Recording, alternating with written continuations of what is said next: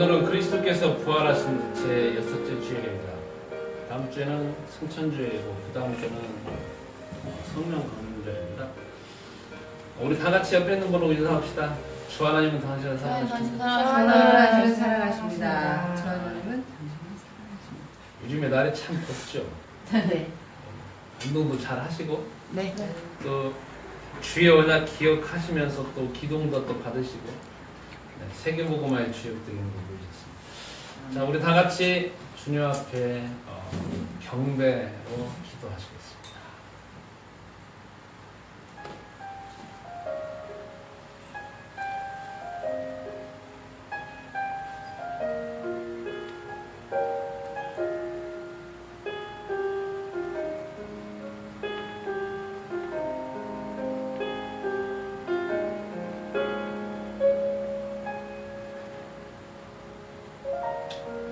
하나님 아버지, 주 하나님께서는 지금도 말씀하신 성경을 통하여서 말씀하시는 말씀을 그대로 성취하고 계시는 줄로 믿습니다. 세상을 창조하시고 저희들을 위하여서 그리스도를 보내시고 부활하시고 승천하셔서 우리의 모든 문제를 해결하시고 지금도 세계복음화하시며 주의 재림을 또한 준비하고 계시는 줄로 믿습니다. 전능하신 주님, 우리가 오늘도 우리의 생각과 지혜를 열어주시고 마음을 열어주셔서 이 세상을 움직이고 있고 나를 움직이고 있으며 세상을 이끌어가고 계시는 주 하나님의 계획과 그 언약의 깊이를 더 알게 하여 주옵소서. 이 자리가 응답받는 자리가 되게 하시고 세계의 눈이 열려지는 기회 되게 하옵소서. 예수 그리스도의 이름으로 기도합니다. 아멘. 찬송가 32장 하나님께 찬양 드리시겠습니다.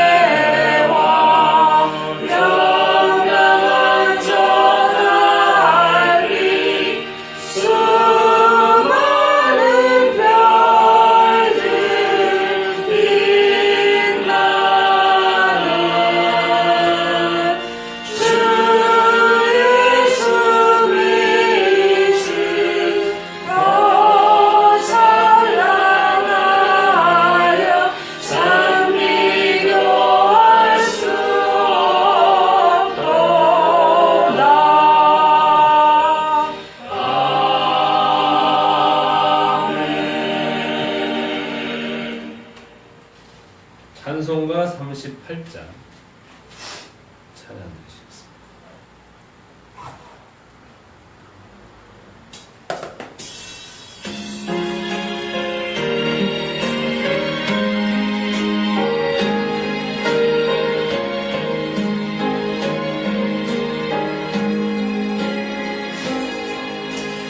예수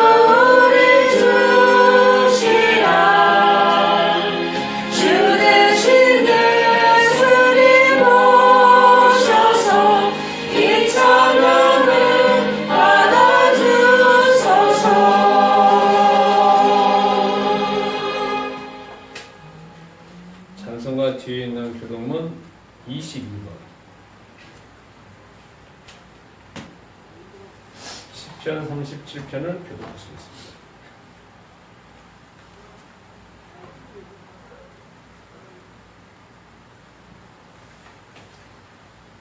악을 행하는 자들 때문에 불평하지 말며 불의를 행하는 자들을 시기하지 말지어다. 그들은 풀과 같이 섞인 배임을 당할 것이며 푸른 채소같이 세자를 것이미로다. 여호와를 의뢰하고 선을 행하라. 땅에 머무는 동안은 그의 성실을 막을 거리로 삼을지어다. 또 여호와를 기뻐하라. 그가 내 마음의 소원을 내게 이루어 주시리로다. 내 길을 여호와께 맡기라. 그를 의지하면 그가 이루시고 내 의를 빛같이 나타내시며 내 공의를 정오의 빛같이 하시리로다. 여호와 앞에 잠잠하고 참고 기다리라. 자기 일에 형통하며 악한 길을 이루는 자 때문에 불평하지 말지어다. 그늘을 그치고 노를 버리며 불평하지 말라. 오히려 악을 만들 뿐이라. 아멘. 사도신경 하시겠습니다. 나는 전능하신 아버지를 만드는 천지의 창조주를 믿습니다. 나는 그의 유일하신 아들 우리 주 예수 그리스도를 믿습니다. 그는 성령으로 잉태되어 동정녀 마리아에게서 나시고 번디어 빌라도에게 고난을 받아 십자가에 못 박혀 죽으시고 장사된 지 사흘 만에 죽은 자 가운데서 다시 살아나셨으며 하늘에 오르시어 전능하신 아버지 하나님 우편에 앉아 계시다가 거기로부터 살아있는 자와 죽은 자를 심판하러 오십니다. 나는 성령을 믿으며 거룩한 공예와 성도의 교대와 죄를 용서받는 것과 몸의 부활과 영생을 믿습니다. 아멘.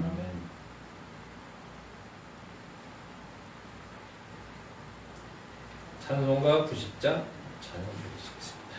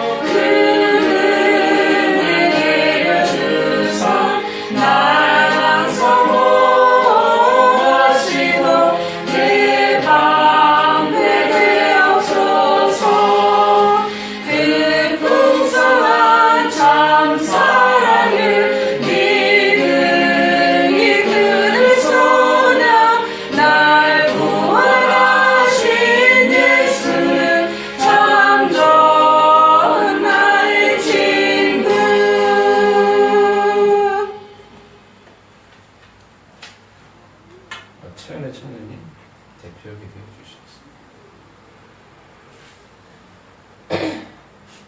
지금도 살아계시고 이 자리에 함께 계신 주님, 내 안에 교회에서 파송받은 개개인들이 모여 이 시간 함께 예배를 드립니다. 인생을 살아가다 보면 우리 힘으로는 불가능한 것들이 참 많습니다. 또한 세상에서는 우리를 유혹하는 것들이 많습니다. 정말 자주 넘어지며 자주 속습니다. 그러면서 힘들 때만 주님을 찾습니다. 인간이 성공하고 싶은 목적은 세상 것 때문이 많습니다. 하지만 우리는 주님의 능력으로는 불가능한 것이 없다는 것을 믿고 담대하게 나가면 된다는 것을 알고 있습니다. 우리의 인생의 기준이 한순간의 쾌락과 돈 때문이 아닌 하나님께 영광과 세계복음화로 잡고 나아가게 하옵소서. 오늘 목사님을 통하여 주시는 이번 메시지가 한 주간도 붙잡고 기도하며 승리하는 무기가 되어질 수 있게 하여 주옵시고, 예배드릴 때 방해하는 모든 흑암 세력들을 주 그리스도 이름으로 결박시켜 주옵소서. 주 예수 그리스도 이름으로 기도드렸사옵나이다. 아멘.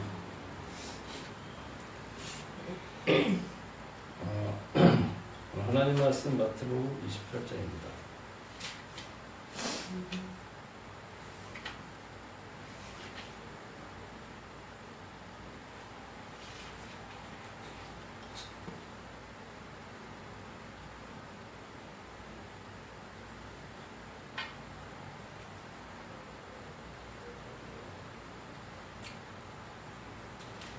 (1) 절부터 15절까지 교독하시겠습니다. 안식일이 다 지나고 안식 후 첫날에 되려는 새벽에 막달라 마리아와 다른 마리아가 무덤을 보려고 갔더니 큰 지진이 나며 주의 천사가 하늘로부터 내려와 돌을 굴려내고 그 위에 앉았는데 그 형상이 번개 같고 그 옷은 눈같이 희건을 지키던 자들이 그를 무서워하며 떨며 죽은 사람과 같이 되었더라. 천사가 여자들에게 말하여 이르되 너희는 무서워하지 말라. 십자가에 못 박히신 예수를 너희가 찾는 줄을 내가 아노라. 그가 여기 계시지 않고 그가 말씀하신 대로 살아나셨느니라. 와서 그가 누우셨던 곳을 보라. 또 빨리 가서 그의 제자들에게 이르되 그가 죽은 자 가운데서 살아나셨고 너희보다 먼저 갈릴리로 가시나니 거기서 너희가 배우리라 하라. 보라, 내가 너희들에게 이르렀느니라 하거늘. 그 여자들이 무서움과 큰 기쁨으로 빨리 무덤을 떠나 제자들에게 알리려고 다니들알세. 예수께서 그들을 만나 이르시되 평안하냐 하시거늘 여자들이 나아가 그 발을 붙잡고 경배하니 이에 예수께서 이르시되 무서워하지 말라. 내가 내 형제들에게 갈릴리로 가라 하라. 거기서 나를 보리라 하시니라. 여자들이 갈 때 경비하는 몇이 성에 들어가 모든 된 일을 대제사장들에게 알리니 그들이 장로들과 함께 모여 의논하고 군인들에게 돈을 많이 주며 이르되 너희는 말하기를 그의 제자들이 밤에 와서 우리가 잘 때 그를 도둑질하여 갔다 하라. 만일 이 말이 총독에게 들리면 우리가 권하여 너희로 근심하지 않게 하리라 하니 군인들이 돈을 받고 가르친 대로 하였으니 이 말이 오늘날까지 유대인 가운데 도록 하십니다. 아멘. 저는 오늘 가짜뉴스에 대한 대책이라고 하는 좀 다소 좀 의아한 제목으로 말씀을 전하고자 합니다. 물론 제가 말씀을 전하는 것은 일반적으로 전하는 부분도 있지만 질문과 답변하는 형식으로 또한 진행하는 것입니다. 자, 여러분들 오늘 말씀을 듣는 가운데 괜찮으시겠습니까? 네. 어떻게 나는 좀 더웠더라도 좀 집중이 되십니까? 네. 그러면 먼저 제가 첫 번째 질문하겠습니다. 마태복음 28장 오늘 여러분과 내가 1절부터 15절까지 읽었는데 이 상황에서 주 하나님께서는 창세기 1장부터 마태복음 28장까지 주 하나님은 여호와 하나님은 가장 중점적으로 하시는 일이 무엇입니까? 이게 질문입니다. 여러분 우리가 성경을 보는 가운데에서 제일 중요한 것은 가장 핵심되는 것이 가장 중요합니다. 성경에서 가장 핵심되는 것은 여러 가지가 있을 수 있습니다. 그러나 제가 가장이라고 할 때는 가장 중요한 것을 말하는 겁니다. 그것은 무엇이냐면은 창세기 3장 15절 하늘에 계시는 여호와 하나님께서 모든 인간을 구원하시고 살리시기 위해서 그리고 인간이 하나님 만나는 길을 여시기 위해서 여호와 하나님께서 아담과 하와에게 그리고 뱀 뒤에 있는 사단에게 직접 하시는 말씀이 있습니다. 그게 뭐냐? 여자의 후손을 통하여서 여자의 후손을 보내시고자 하시는 약속입니다. 그래서 그 말씀을 듣고 있는 아담과 하와는 여호와 하나님이 가장 중요한 여자의 후손이 오게 하기 위해서 하나님이 약속하셨기 때문에 그 이후부터 자기 자녀들한테 제일 중요한 건 여자의 후손이 온다.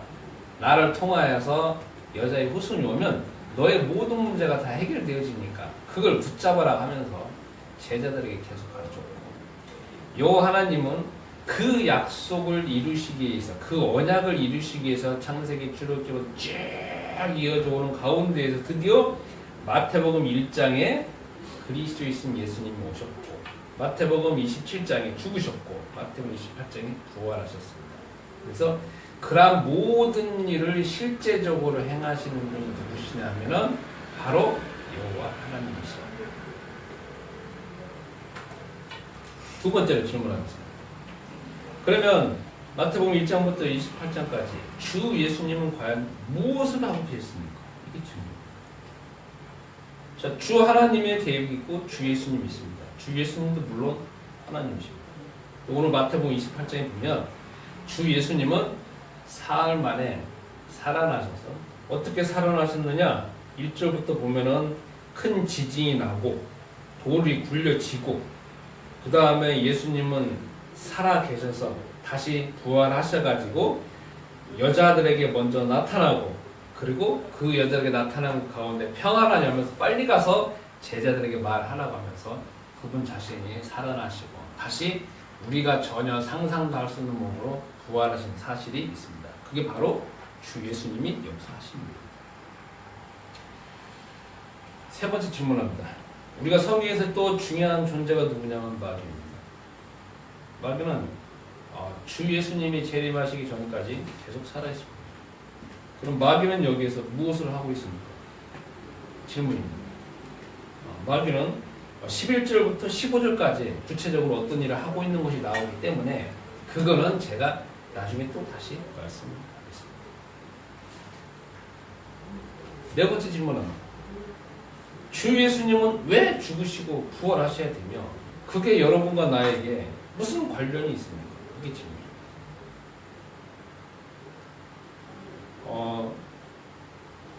여호와 하나님께서 메시아를 보내시고자 하시는 이유는 뭐냐면 그 상황이 있습니다. 그게 뭐냐면 창세기 3장 1절부터 5절입니다.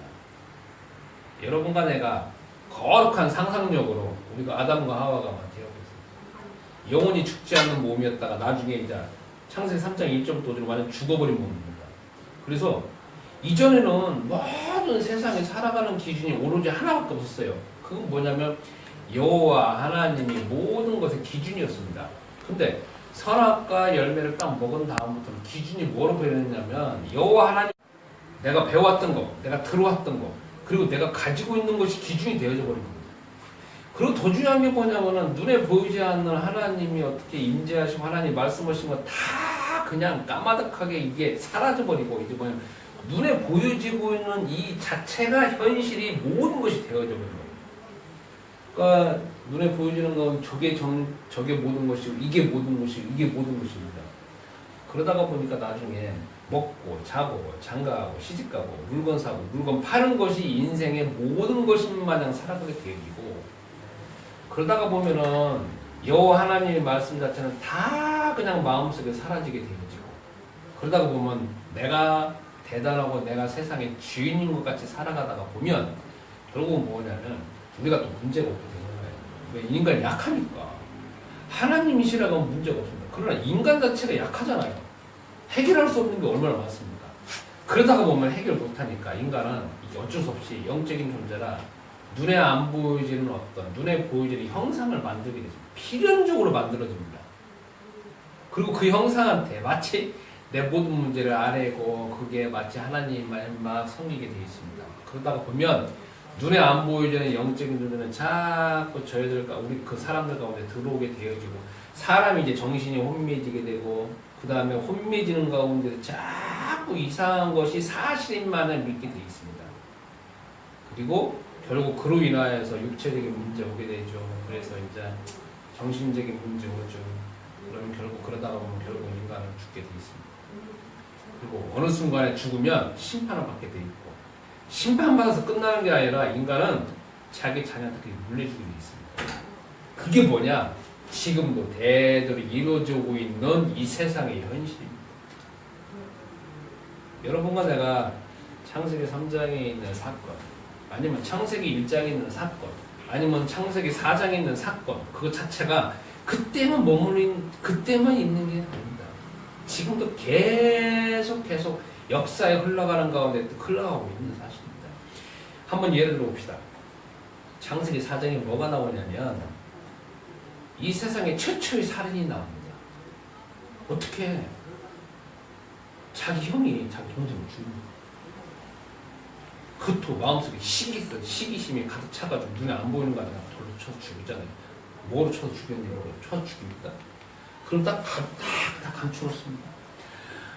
자기 동생을 죽임을 인하여서 그거를 알게 된 부모님은 얼마나 세상이 청천벽력 같겠습니까?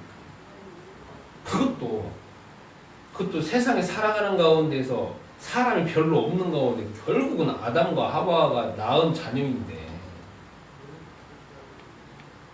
그러면 벌써 뭐냐? 창세기 3장에 선악과를 먹도록 만들어놓은 그런 뒤에 존재하고 있던 사단이 창세기 4장에 보면 가정에 침투해서 형제를 완전 장악해가지고 형제 자체를 죽이도록 만들어서 가정 파탄을 되게 만들죠. 나중에 창세기 5장에 보면 뭐가 나오냐? 이제 가인의 후손이 나옵니다. 좀 나오면서 야 이제 사람 죽이는 거는 당연히 여기에요. 그걸 자랑을 해요. 그리고 사람 죽이는 걸 당연히 자랑할 뿐만 아니라 내가 나의 또 배우자를 얻었다. 배우자 계속 얻는 것도 자랑을 합니다. 나중에 창세기 6장 올라가보면 뭐가 나오냐면 온 인류가 노아와 3명의 자녀와 그 가족만 빼놓고는 뭐냐면 네피림 시대로 퍼져버립니다. 이게 뭐냐면 그냥 세상에 살아가는 거는 내 뜻대로 내 기분대로 내가 만드는 우상이 세상을 장악한다면 다 흩어져버립니다. 아니 다 그렇게 장악이 됩니다. 한 개인이 아니고 한 가정이 아니라 한 집단이 아니라 온 인류가 다 완전 장악되고 그게 나중에 쭉 흘러와서 지금 여기까지 이어지는 겁니다.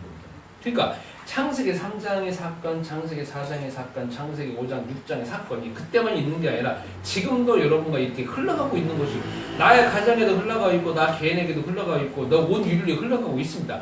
여러분과 나는 기도하는 가운데에서 지금 시대에도 과연 어떻게 하나님의 말씀이 흘러가고 있는가를 보는 눈이 필요합니다. 그래서 그 문제를 해결하시기 위해서 창세기 3장 15절에 여자의 후손을 보내시고자 작정하셨고 구약 성경부터 계속 그 이름을 힘입어서 제사를 드리는 가운데 여호와 하나님을 만나게 됐습니다. 그렇기 때문에 여러분 주 예수님이 죽으시고 부활하심을 인하여서 여러분과 나에게 무슨 혜택이 있느냐 이게 참 중요합니다. 여러분과 나는 누구의 자녀? 하나님의 자녀. 적당하다 하겠습니다. 나는 그리스도 부활하시고 죽으심을 인하여서 나는 하나님의 자녀가 돼. 하나님의 자녀가 되다. 내가 스스로 되고 싶어 된 게 아니라 여호와 하나님께서 창세기 3장 15절 이미 말씀하셨고 요한복음 1장 12절 영접하는 자고 그 이름 믿는 자들에게는 하나님의 자녀가 되는 권세를 주셨다고 하였습니다. 주셨다고. 그러니까 나는 그 사실이 어느 정도 믿어져야 하는 건 다 개인이 다릅니다. 그러나 중요한 건 내가 과연 교회를 출석함을 인하여서 내가 하나님의 아들인 그리스도 예수님을 내 마음속에 영접함을 인하여서 내가 뭐가 달라졌느냐 이게 참 중요한 사실. 그래서 여러분 구약 성경 같은 경우에는 여러분이 성전에 가서 제사를 드려서 아니면 대제사장이 제사를 드려가지고 하나님을 만나고 하나님의 자녀의 신분이 회복되어지는 것이지만 여러분과 나는 지금 이 땅에 살고 이 대한민국 땅에 살고 있지만 그리스도 예수님을 인하여서 그 믿음으로 인하여서 그분이 십자가에 달려 죽으신 사실로 인하여서 그게 지금도 유효하니까 그로 인하여서 나는 하나님의 자녀가 되었어요. 그럼 여러분 하나님의 자녀가 된 거에서 거기서 끝나는 거 아닙니까? 끝납니까? 아닙니다. 지금도 나는 내가 기도하는 가운데 주께서 다 나의 기도에 들으시고 어느 타이밍에 어느 적절한 그 시간표에 맞춰서 우리 기도에 응답하십니다.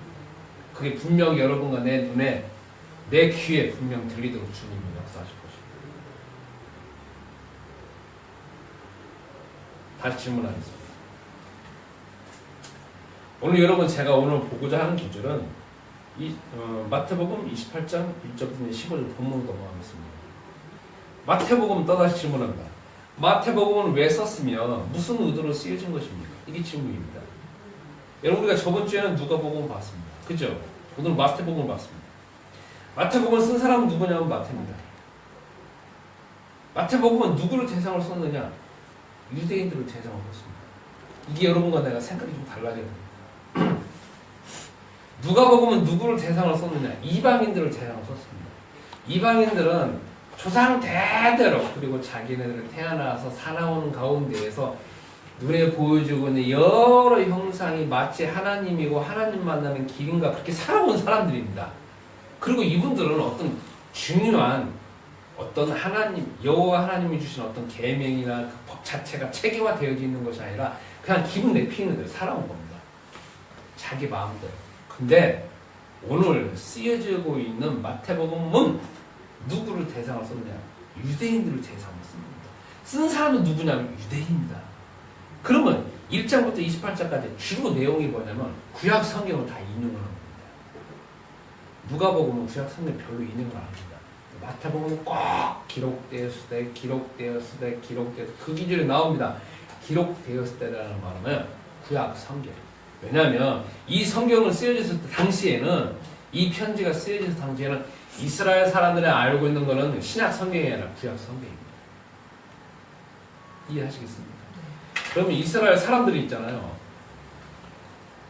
마태복음이 쓰여질 당시부터 하고 2000년 동안 무려 2000년 이상 동안 뭘 하느냐? 여호와 하나님이 제일 처음에 아브라함을 택하셔가지고 아브라함을 통해서 계속 대대로 내려줘 와가지고 나중에 출애굽해서 하나님의 말씀을 그대로 지키면서 살아온 민족이에요. 이 세상 가운데 가장 유일한 민족이에요. 머리끝에서 발끝까지 있잖아요. 하나님 말씀으로 채워진 사람들이에요. 이 사람들은요 얼마나 대단한 사람이냐면요, 여호와 하나님께서 내가 자녀들한테 가르치는 게 아니라 앉아있을 때든지 서있을 때든지 걸어갈 때든지 집에 있을 때 다 가르치라는 해가지고 있잖아요. 우리요 하나님 말씀을, 여호와 하나님 말씀을 기록한 거 있잖아요. 그걸 있잖아요. 머리에다가 딱 해서 둘러요. 이렇게 하고 다녀요. 왜? 내 머리에도 여호와 하나님 말씀을 있잖아요. 손에 있잖아요. 이렇게 해가지고 또 여호와 하나님 말씀 기록한 게 이렇게 또 들고 다녀요. 왜? 여호와 하나님 말씀하시기 때문에. 집에 들어오면요, 저쪽 들어오면 출입구에 뭔 형태가 있어요. 그것도 하고 가요. 왜? 여호와 하나님이 지키신대요. 그리고 있잖아요. 안식일 날, 우리는 이제 오늘날 일요일이지만 안식일 날 대민 있잖아요. 아무것도 안 해요. 오로지 뭐냐면 나는 오로지 여호와 하나님이 안식일을 지키라고 했으니까 지키는 가운데 먹을 것들이잖아요. 이미 다 준비해놔요. 그것만 먹어요. 그리고 하루 종일 이제 말씀 들으면서 읽으면서 자녀 가르치면서 계속 그것밖에 안 해요. 전쟁 나도 안식일 날 전쟁도 안 해요. 그러니까 그게 하루 이틀이 아니야. 우리나라는 기독교가 들어온 지 개신교가 들어온 지 100년이잖아요. 거기는 예수님 시대에 벌써 2000년 전부터 2000년 동안 철저하게 그렇게 여호와 하나님이 말씀하신 말씀을 지키며 살아온 민족이 한 명도 아니야. 민족 자체가 그러는 사람들. 오로지 유일한 민족이야. 그 사람들이 머리부터 갈것까지 다 그렇게 가지고 있는데 이분들한테 쓴 게 바로 마태복음. 그 사람들은 기적 나타나 기적 안 믿어요. 왜 그런 줄 아세요? 그 사람들은 뭘 가지고 있냐? 성경을 가지고 있어요. 그 사람들은 기적을 믿는 사람들이 아니에요. 유대인들은. 뭘 믿느냐? 철저히 성경 말씀을 믿고 있기 때문에 성경 말씀에서 해석한 것 가운데서 그걸 믿는 거지, 그거 외에 막 이적을 믿는 게 아니야. 이방인들은 이적을 믿을 수밖에 없어요. 왜냐면 이방인들은 성경을 모르니까. 이해하시겠어요? 그러니까 여러분이 이걸 적용해 본 다음에 이렇게 할 수 있어요. 오늘날 여러분들이 나 하나님 나한테 기적을 보여주세요. 이게 어떻게 보면 잘못된 기적. 왜 그러냐? 이게 다 있죠. 이게 없는 시대에 이적이 필요해요. 우리가 고린도전서에 보면은 수많은 성령의 은사가 나오죠. 네. 그죠? 그때 은사가 나올 수밖에 없어요. 왜 그러냐면 책이 없어요. 책 자체가 없는데, 성경도 없어요.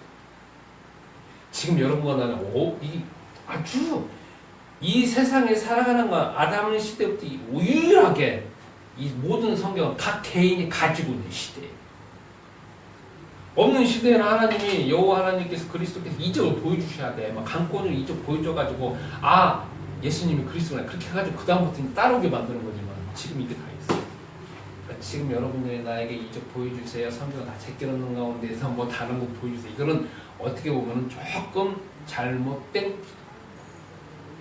눈을 열어서 차라리 내 성경을 알게 하시고 성경에 있는 깊이가 이게 더 중요한 거예요. 자, 그러면 다시 이쪽으로 넘어가겠습니다. 자, 제가 오늘 중점적으로 전하고 싶은 데는 11절부터 15절입니다. 여기에서 11절부터 15절의 본문의 내용을 설명을 해주세요. 자, 여기 보겠습니다. 진짜 중요합니다. 자, 지금 뭐가 나오냐? 안식 후 첫날이 되었습니다. 그런데 28장 보면은 뭐가 나오느냐? 새벽에 지진이 나버립니다. 그 땅에 지진이 나. 공교롭게 예수님이 지금 무덤에 같이 했던 거기 지진이 납니다. 그리고 난 다음에 천사가 하늘로부터 쫙 내려와가지고 돌을 싹 굴려버립니다. 그랬더니 뭐라고 하냐? 4절에 보면 지키던 군인들, 로마 군인들이 막 그냥 갑자기 기절해버린 거야. 무서워서 떨어집니다. 그 다음에 막 하늘에서 보니까 천사가 내려왔는데 이게는 얼굴은 완전 번개 같지만 그 다음에 막 옷은 막 완전 희거든요. 그러니까 완전 기절해버리지 말니까 정신 똑바로 차리는 가운데 막 정신이 안 차려지지. 꼼짝도 못하는 거지. 그러고 이제 막 하면서 막 여자들이 왔는데 막 천사가 말하는 거다. 무서운 말로 하면서 막 그리스도께서 살아나셨다. 그러니까 빨리 제자들 아래라 이렇게 말하는 거야. 군인들은 아무것도 할 수 없는 거야. 그러다가 이 군인이 나중에 정신이 차려진 거야. 그러면 어떻게 되냐? 빨리 이제 간격 어디 가느냐? 지키라고 한 그 명령을 내린 대제사장. 대제사장이 한 명이 아니라 여기는 공교롭게 신약성 대제사장들이라고 합니다. 원래 한 명인데 대제사장들한테 가요. 돈 주고 산 대제사장도 있으니까 그 직분을. 그래가지고 지금 이때가 이 사건을 설명을 한 겁니다. 그랬더니 대제사장이 장로들을 불렀습니다. 회의를 합니다. 야, 이거 큰일 났다. 일은 이미 벌어졌다. 예수가 이미 말했던 대로 살아난다는 말은 사실인 거다. 근데 중요한 거야. 우리는 여기 정권을 유지해야 되지 않느냐. 이게 만약에 살아났다라고 하면 우리는 이제 다 개판된다. 어떻게 되느냐. 회의를 한 겁니다. 그런 건데 뭐가 나오냐. 그러면 훔쳐갔다고 하잖아. 응? 예수가 뭐 살아났다는 말 말고 차라리 죽었으니까 시체 훔쳐갔다고 하자. 그렇게 해가지고 돈을 많이 줘가지고 로마 군병한테 그렇게 말하는 건 임박을 한 거죠. 그런데 그걸 자꾸 퍼치기 시작합니다. 이제 정치를 동원하고 행정조직을 동원해가지고 야! 훔쳐갔다 훔쳐갔다 막 퍼지게 됩니다. 그것이 예수님이 이 부활하신 자를 계속 흘러가는 가운데 사도행전 1장부터 28장까지 흘러가는 가운데 계속 유대인들 사이에 퍼져가는 거예요. 그럼 다시 질문합니다. 왜 마태복음을 왜 마태가 이렇게 유대인들한테 썼을까요? 이게 내용입니다. 여러분, 마태복음 쓴 거는 예수님이 승천하신 때 바로 쓴 게 아닙니다. 승천하시고 난 다음에 많은 시간이 흘러갔어요. 그리고 예수님의 제자들 하나씩 다 죽었어요. 그런데 중요한 건 뭐냐면 이제 바울이라고 하는 사람을 통하여서 이스라엘 땅만 있는 게 아니라 여기 보시면 여기 이스라엘 땅, 여기 이집트, 여기 또 해가지고 여기 아시아, 그 다음에 여기 유럽, 그 다음에 여기 로마 해가지고 예수가 그리스도시고 살아계신 하나님의 아들인 것만 자꾸 퍼져가기 시작했습니다. 그런데 이 퍼져가는 지역에서 문제가 되어지는 게 뭐냐면 항상 여기 하나 보면은 유대인들이 항상 있습니다. 전 세계 유대인들이 흩어져 살고 있었거든요. 이 유대인들과 예수가 그리스도고 부활하신 분이라고 믿고 있는 유대인들과의 싸움이 있는 거예요. 그 무슨 말이냐? 이 11절부터 15절에 이 예수가 시체를 훔쳐갔다라고 하는 그 사실을 이 전 세계에 흩어져 있는 유대인들이 믿고 있는 거예요. 그래가지고 교회는 생기는데 그 사람들이 계속 그러는 야! 예수 부활 안 했어. 시체 훔쳐가 막 말하는 겁니다. 그래서 그 사람들에게 예수가 그리스도고 부활하신 사실을 어떻게 살아가셨던 사실을 정확하게 설명하기 위해 쓴 책이 마태복음. 이해하시겠어요? 그럼 또다시 질문합니다. 그러면 이런 거는 결국은 뭐라 오늘날로 표현하면 가짜뉴스예요. 가짜뉴스. 그렇죠. 근데 가짜뉴스가 신빙성 있는 가짜뉴스입니다. 여러분, 예수님 시체 훔쳐갔다는 것이 믿어지기가 더 쉬워요? 예수님이 다시 살아나셔서 하늘 올라갔다는 말이 믿어지기가 더 쉬워요? 훔쳐갔다는 게 더 사실적으로. 왜? 인간 자체는 살아날 수가 없잖아요. 살아났다 또 죽잖아요. 근데 살아나서 뿐만 아니라 또 훔쳐갔다는 거 누가 믿어요 그거를. 그리고 살아났는데 막 천사가 와가지고 막 예수님이 막 전혀 다른 몸으로 살아났다. 그거 누가 믿어줘요? 그거를 설명해가지고 막 믿게 만드는 것보다는 약간 시청전다. 그건 한 번에 끝나는 거 아니에요. 그죠? 근데 쉽잖아요. 자, 지금부터 여기서 나옵니다. 자, 마태복음 28장 21절부터 15절 내용을 거기를 정보로 표현한다면 가짜뉴스가 규정하고 있습니다. 그죠? 가짜뉴스. 가짜뉴스는 누가 퍼뜨렸습니까? 사단이 퍼뜨렸습니다. 여기 11절부터 15절까지 사단의 활동이 나옵니다. 그죠? 사람들을 매수해서 돈 주고 매수해서 생각을 해서 가지고 신빙성 있는 뭔가 하나 딱 좀 야 그냥 훔쳐갔다 해라. 그 다음은 뭐 안 해. 훔쳐갔어. 야 그러면 사람들이 그냥 안 물어봐요. 야 군병들은 잘 지켰냐 안 지켰냐 그거 안 물어봅니다. 그죠? 훔쳐갔어? 훔쳐갔대. 그럼 훔쳐간 줄 알잖아요. 사람들은. 그냥 말려고 하지도 않지 않습니까? 사람도 참 미안해. 저도 마찬가지죠. 그죠? 또 질문합니다. 이번에 대통령 선거할 때 대표적인 기독교의 가짜뉴스가 무엇입니까? 제가 나옵니다. 가짜뉴스 중 하나가 모 후보가 있습니다. 근데 하필 제가 살고 있는 동네가 여기 지금 잠실입니다. 근데 천호동에 광자 들어가는 교회가 있어요. 근데 그 교회 출석하시는 분이에요. 집사님이시고 또 그 후보자의 배우자분은 또 다른 교회 다니십니다. 열심히 다니신다고 거기 신문에 뉴스에 나와요. 일명 가짜뉴스예요. 진짜 아니란 말이에요. 그리고 뭐냐면 그분이 우리 기독교계에서 대한민국 기독교계에서 제일 중요한 순교자들은 주기철 목사님이십니다. 그분은 일제 신사참배 때 신사참배 안 하시고 그건 우상숭배라고 하면 감옥에 돌아가셨어요. 그런데 그 주기철 목사님의 생각 살아있을 때 있는 집을 복원하는 가운데 돈을 많이 냈대요. 무려 7자 이상 들어가는 억을 뭐 지원했다. 이런 식으로 나온 겁니다.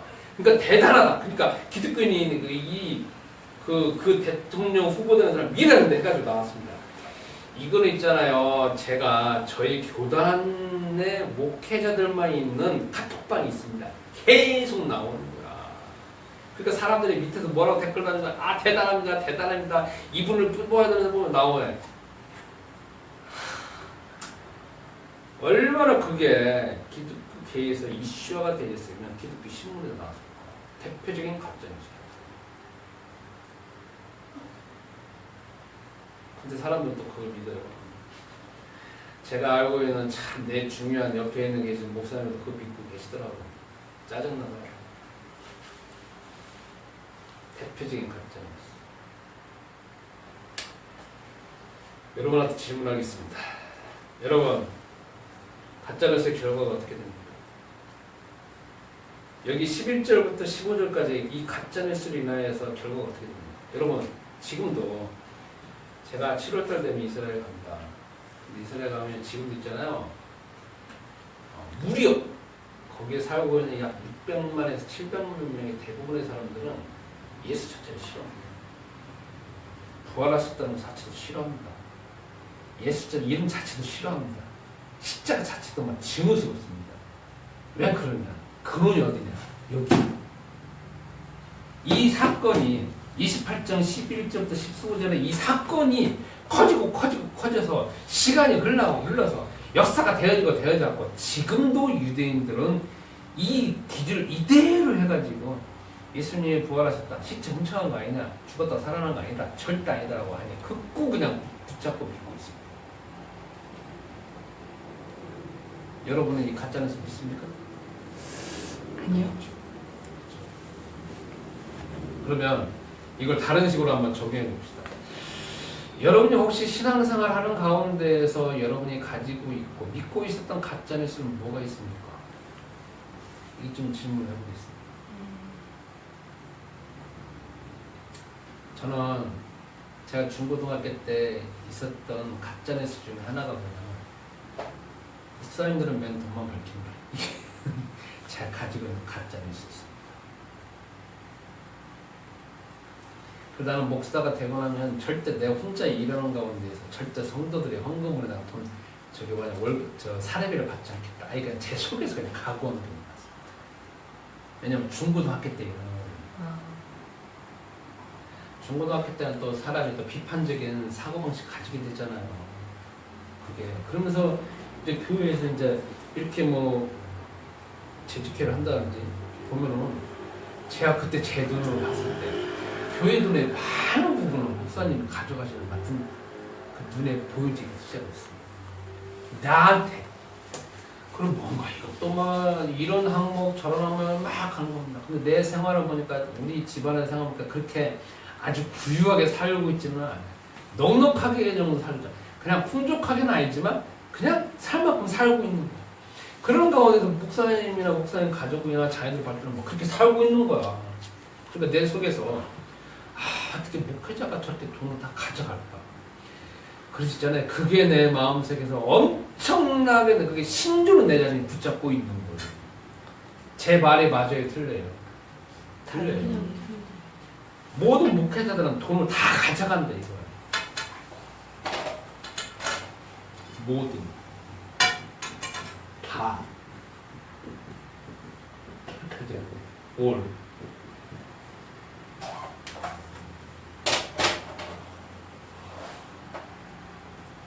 이해하시겠습니까? 네.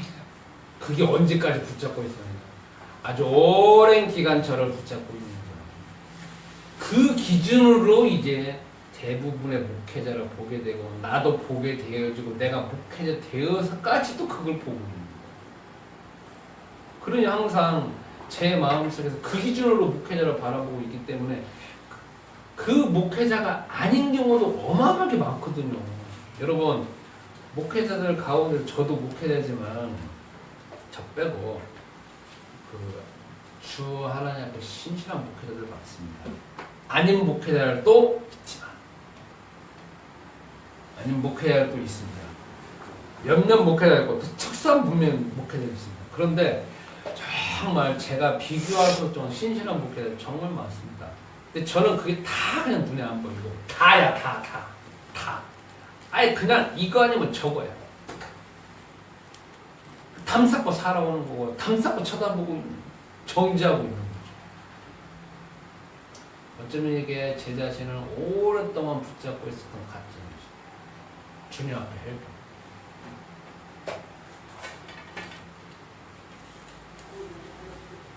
여러분 또 질문하겠습니다. 여러분과 나의 삶 가운데에서 가지고 있는 가짜뉴스 있습니까? 이게 질문입니다. 여러분 우리는 죽을 때까지 가짜뉴스와 싸움이고 죽을 때까지 우리 속에서 계속 가짜뉴스를 생산하는 것과의 싸움입니다. 여러분과 나는 가짜뉴스 안 만들 것이다 말도 안 되는 소리. 태어나면서 죽을 때까지 우리는 가짜뉴스에 노출될 수밖에 없고 가짜뉴스를 스스로 생산하는 존재입니다. 그래서 주 예수님이 오신 거고. 그러면 다시 질문합니다. 나의 삶 가운데서 가짜뉴스는 무엇입니까?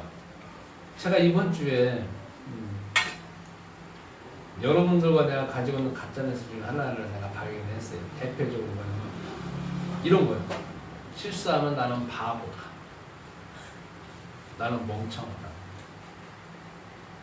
이거 어떻게 생각하세요? 가짜뉴스예요. 진짜 뉴스예요? 가짜 뉴스예요?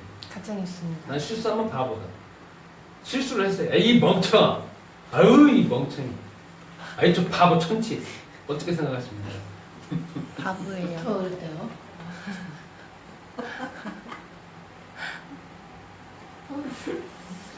가만 생각해보면 웃기긴 한데. 여러분과 나의 자녀가 있습니다. 아니면 우리 부모님이 있습니다. 내가 뭐 하다가 실수, 저 바보 멍청이 그렇게 하면 되냐 이렇게 해야 되지. 저 천치 같은 애. 예전에 그러잖아요. 제가 경상도 저는 문둥이 자신 막 그럽니다. 들어보셨어요? 네. 저 바보 새끼 말이야. 야 바보야 그러면 되냐? 들어봤어요? 안 들어봤어요? 안 들어봤어요. 저는 저희 부모님한테 들어본 적은 없어요. 우리 어머니 아버지는 제가 생각하면 참 멋있는 거예요. 저희 자녀한테 욕한다가 욕을 한 번 해본 적 없어요. 저는 욕을 많이 했는데 저희 부모님들은 특히 저희 어머님은 입에 자체에서 욕 달고 사신 분이에요. 아 정말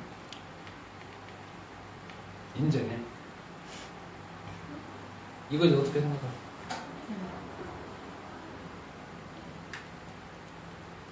여러분 저 따라다니겠습니다.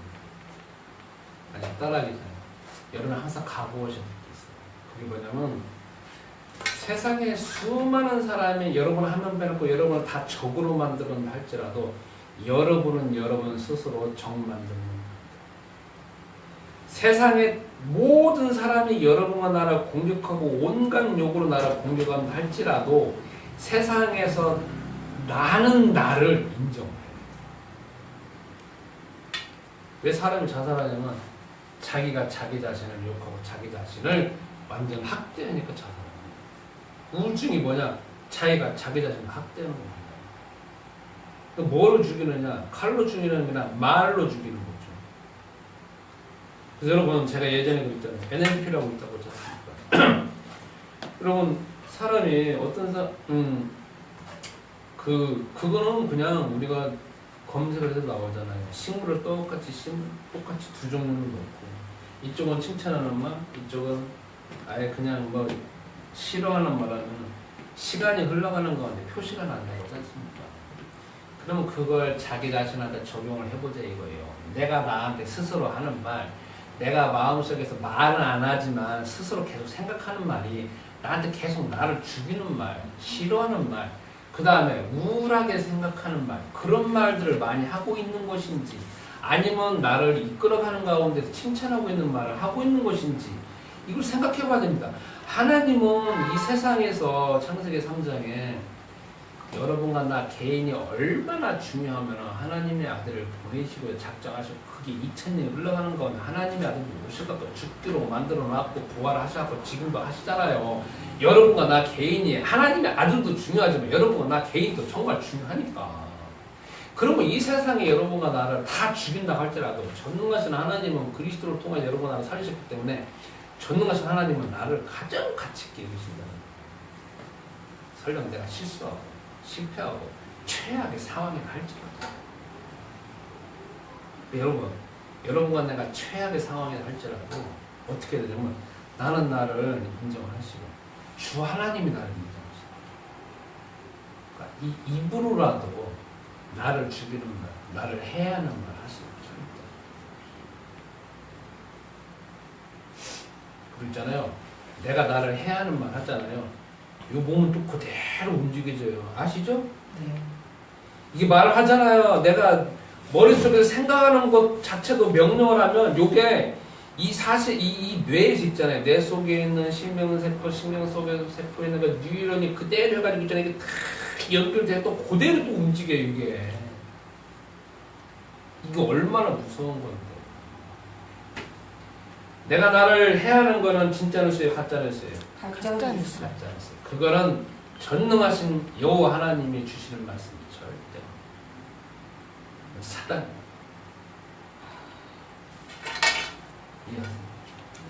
자, 여러분이 실수했어요. 야, 이 멍청한 놈아. 야, 이 육신을 놈아.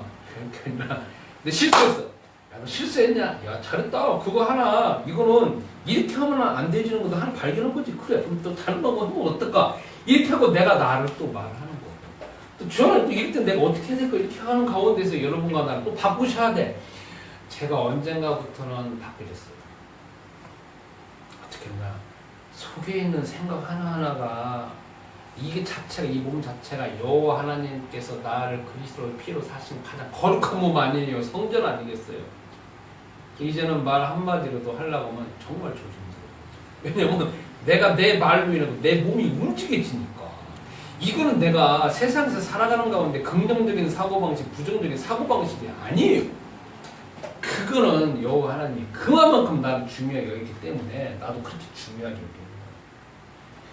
자, 저 따라서 하겠습니다. 나는 하나님께서 하나님께서 가장 귀하고 가장 귀하고 가장 소중한 존재 가장 소중한 존재로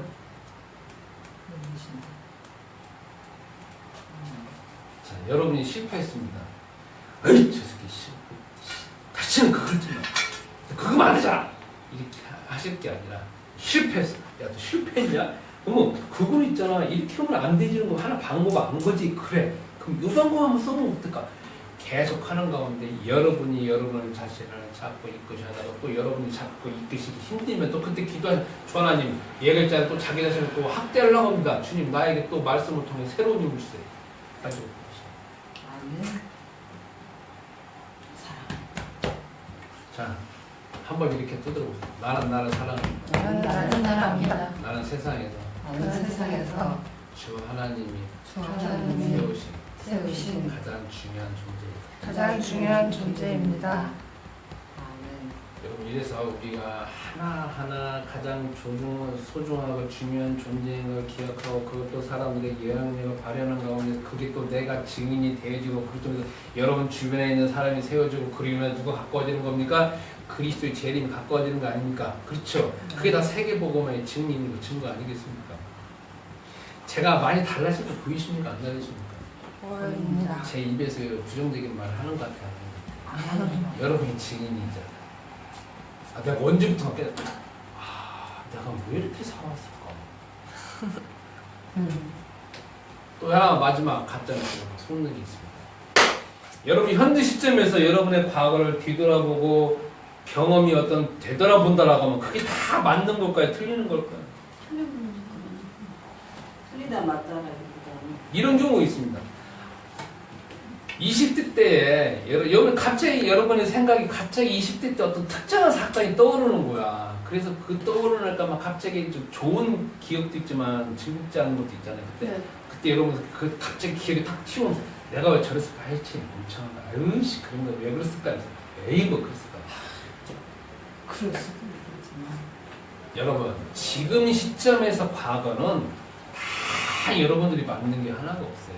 왜냐면요 지금은 나이가 들었죠, 경험을 했죠, 수많은 시간이 흘렀죠, 그 다음에 지식도 쌓여졌잖아요. 그렇기 때문에 과거는 다 여러분 봤을 때 다 안 맞는 것들이에요. 다 모순 덩어리고 지금 시점에서 하나도 안 맞는 거. 근데 지금 시점에서 뭐, 내가 왜 저랬을까, 왜 돈을 빌려줬을까, 왜 그때만 사업을 했을까, 말도 안 되는 이야기야. 그때 사업을 했으니까 지금 현재 있는 거 아니겠어요? 그때 내가 돈을 빌려줘가지고 실패했으니까 지금 현재 있는 거 아니겠어요? 그런데 왜 돈을 빌려줬을까, 왜 난 돈 빌려줬을까, 싸우잖아요. 말도 안 되는 이야기라고. 그게 경험을 했으니까 여러분이 지금 나오는 거예요. 그쵸? 네. 그럼 여러분이 지금 이 시점에서 그런 사건이 떠오르거나 아니면 요 주변 사건이 떠오르면 아 내가 그때 그랬었지, 아 그때 그랬었구나, 지금 이게 경험이 되어지는 가운데 했지. 그러니까 지금 경험을 통해서 아 이거 우리가 다 지금 해석할 때 멋있게 해석해야 되는 거야. 아 내가 옛날에 그런 경험이 있었구나, 그래서 지금 현재 이렇게 되니까 내가 또 이렇게 또 다 알게 된 거 아니야? 아 그렇구나, 이렇게 해야 되는 거지. 옛날에 그 사건에도 내가 왜 돈을 빌렸지? 맞아요.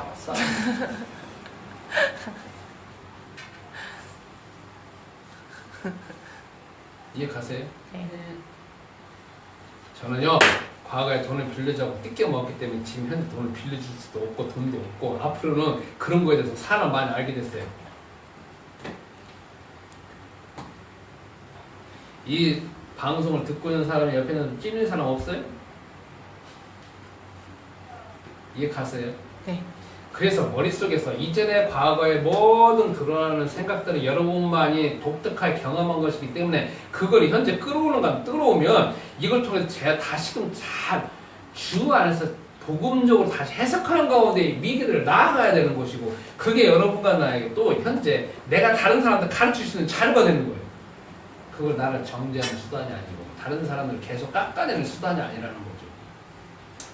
자, 다시 이제 결론 내리겠습니다. 따라서 나는 하나님 앞에 하나님 앞에 가장 소중한 존재. 가장 소중한 존재이다.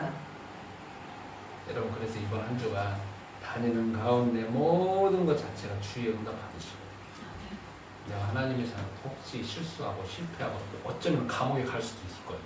그런 경우도 있어. 그러나 그래서 감사해. 주님 뭐 어차피 알 거 해갖고 내가 갈 수밖에 없는 상황이 갔으니까 내가 여기서도 주를 찬양하게 하시고 내가 여기서도 주의 길을 밝게 알게 하고 있어. 그렇지 않습니까? 또 그래서 증인이 되어주시고 이번 한 주간 또 많은 증거를 통하여서 그리스도께서 세계복음 하시고 또 주님의 재림을 위해서 여러분과 또 쓰임 받는 거 아니겠습니까? 이번 한 주간도 주 안에서 응답 받으시고 승리하시고 아멘. 합심해서 우리 결단에 기도합시다. 전능하신 하나님, 하나님께서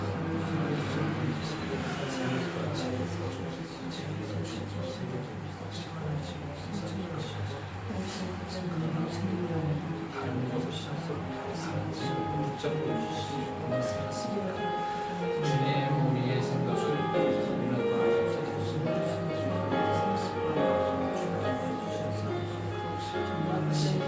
유일한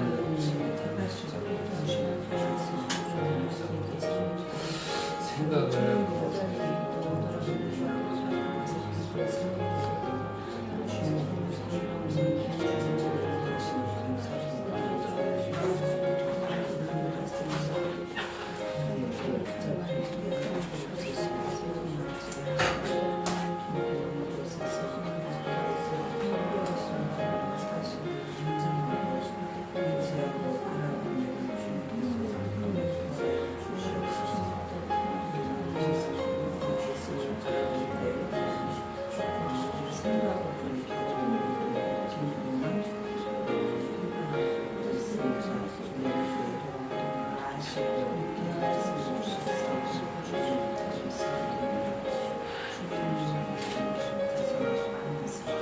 찬송가 435장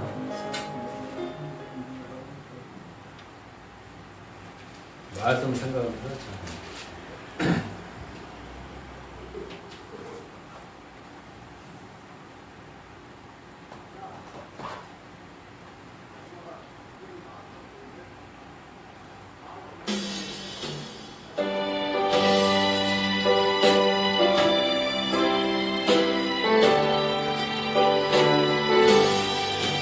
나의 영원하신 이여 생명보다 귀하다 나의 갈 길 가다도록 나와 동행 하소서 주께로 가까이 주께로 가오니 나의 갈 길 가다도록 나와 동행하소서 세상 분이 아니람과 모든 병이 버리고 험한 길을 가는 동안 나와 동행하소서 주께로 가까이 주께로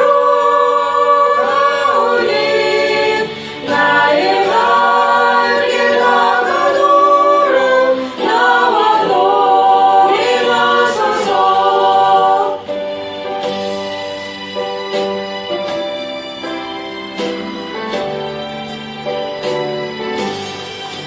어느 골짜 지나가며 험한 바다 건너서 천국문에 이르도록 나와 동행하소서 주께로 가까이 주께로 가오니 나의 갈 길 가다도록 나와 동행하소서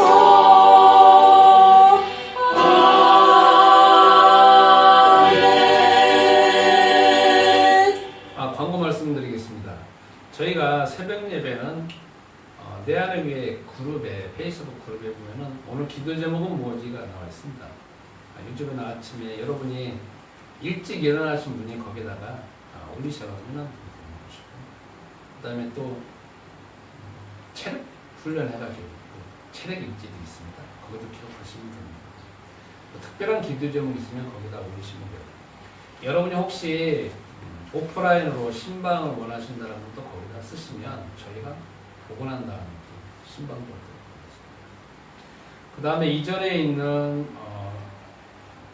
예배드린 모든 것들은 또 내 안의 교회 그룹에 다 있으니까 여러분들이 보시고 활용하셨습니다. 다른 특별한 광고 말씀 있으십니까? 없습니다. 없으시면 네.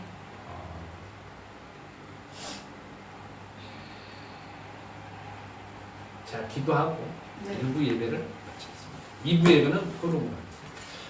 하나님 아버지, 이 시간 오늘도 우리가 새로운 결단을 통하여서 세상을 살아갈 수 있게 하심을 감사합니다. 주님 오시는 재림할 때까지 세계복음화의 증인으로서 발걸음과 사건 가운데 응답받게 하옵소서. 아멘. 오늘도 저희들이 예물 드립니다. 예물 드리는 손길 축복하시옵소서.